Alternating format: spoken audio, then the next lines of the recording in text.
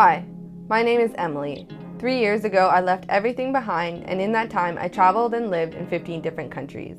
I recently spent 2 months in Sri Lanka, but this isn't about me, so let me show you how to travel this amazing country.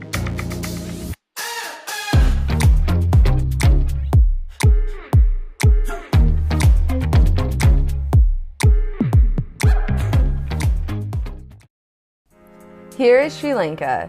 It's a beautiful island with tons to do. If you're an adventure seeker like myself, you'll love all the different activities Sri Lanka has to offer. When you land in Sri Lanka, although your plane ticket may say Colombo, you'll actually be in a smaller fisherman town called Negombo. So my first advice to you is to get to your accommodation, unpack, and head straight to the beach. I know traveling can be overwhelming, but Negombo is definitely a good place to recharge.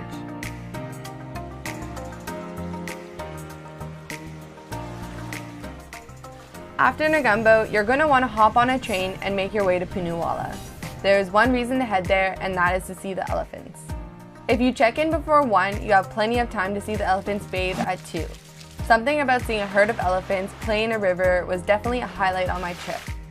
Staying at Punuwala is on the pricier side, so I only suggest staying the one night and heading out in the morning. Also, if you love watching elephants, I'll link my full Punuwala video below, and you can check it out.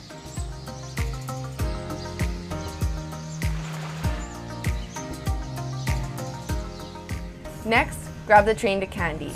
Kandy is located in the mountains, and it's the second most populated city. I won't lie, I'm not a huge fan of cities, but while I was there, I enjoyed walking through the botanical gardens. This is how I decided to stay cool. I checked out the Temple of the Tooth, and my favorite thing was watching the traditional Sri Lankan dance. Now, this is a show put on for tourists, but it was so well done. Like, look at this, it's super impressive. Now, there are a few ways to go about the next stop on your trip. What we did was grab the bus up to Dambulla. And a tip for when you're taking the bus in Sri Lanka is to always get on at the main bus station. This way, you're first to get on and have a seat. If not, you might be stuck standing for a few hours, and the buses do get jam-packed, but holding on is quite the workout if that's what you're looking for. From Dambulla, you can rent a scooter or hire a tuk-tuk to take you to Sigiriya and Polonnewa. Sigiriya is a massive fortress and palace and is now one of the top attractions in Sri Lanka, and for a good reason, because this place is very unique. I'll link my video below if you want to see more.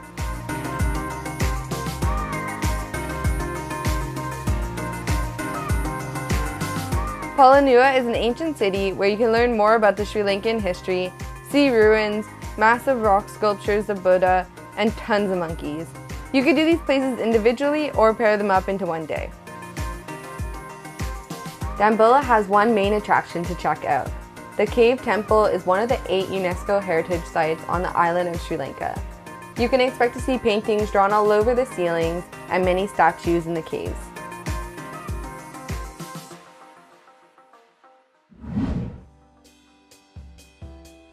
After Dambulla, head back to Kandy. Transfer onto the train heading towards Bandula. Get off at Hatton, grab a bus or a tuk-tuk to Nataliana. I know I just name dropped a few places, but hopefully you were able to keep up. You're going to want to go to bed as early as possible because the next day you'll be hiking up to the top of Adams Peak for sunrise. Yes, this means heading out at 2:30 a.m. There are over 5,000 steps to the top, so why put yourself through such an intense climb? Well, to experience a true insight to what a pilgrimage is, and the most spectacular sunrise. That was intense. Climb up to the top of Adams Peak, and we're almost down, and I'm sweating so much, but it was worth it for the views.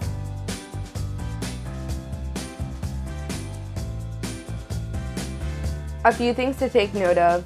Bring a sweater, it gets cold at the top. Avoid holidays and weekends, it gets busy. And check out the weather forecast. When you're able to walk again, get back to the train and head to Ella. Kandy to Ella is known to be the most scenic train ride in the world. This journey alone has increased Sri Lankan's tourism drastically. The rules are way more relaxed there. You can hang your feet off the train, take in all the views of what has to be tea-field heaven. The fun doesn't stop there. Ella was my favorite place in Sri Lanka, and I have made 2 videos on this hip little town that seems to be booming so fast.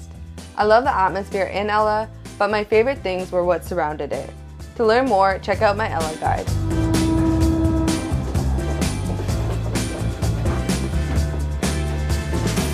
From here, I would suggest to head either to Yala or Udawalawi for a jeep safari.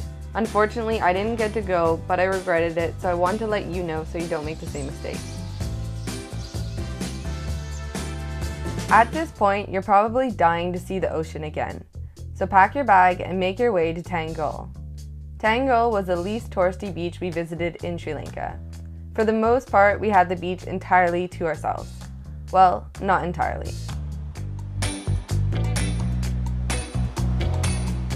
Moving along the coast to Marissa. This is the place you want to be if you're looking for some nightlife or sipping cocktails on the beach.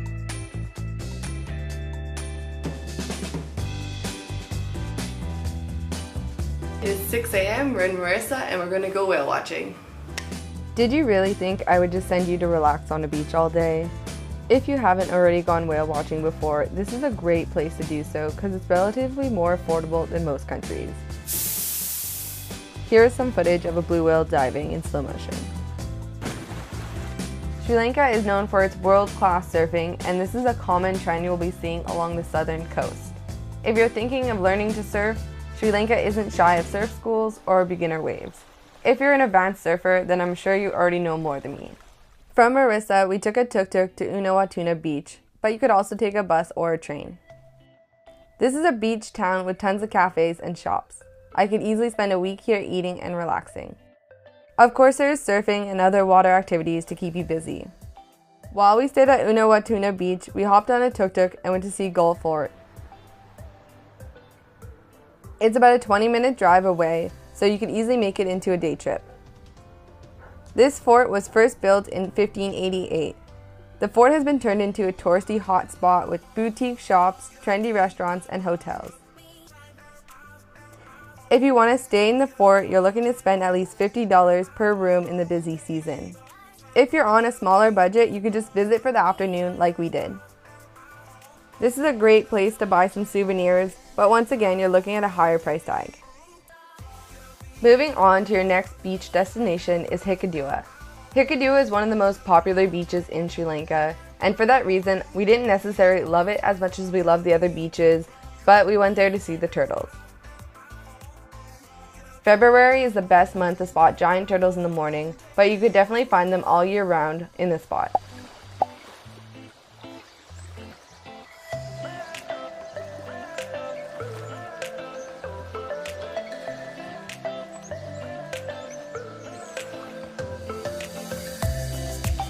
The next beach is Bentonta, which is quite a big beach, so you could definitely find your own space, which is really nice after the crowded Hikkaduwa beach.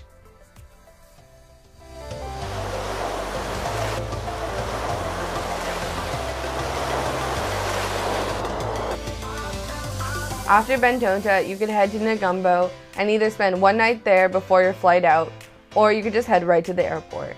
And just like that, you have traveled around a lot of Sri Lanka. Of course, there's still things to see and do over here and up here, but this is the most common route. I want to end this video by answering some questions I know I wondered about before heading to Sri Lanka. As far as transportation goes, public transportation is by far the most affordable way to get around, and you can pretty much get anywhere you want to go. However, the buses and trains do fill up and sometimes you're not able to squeeze on.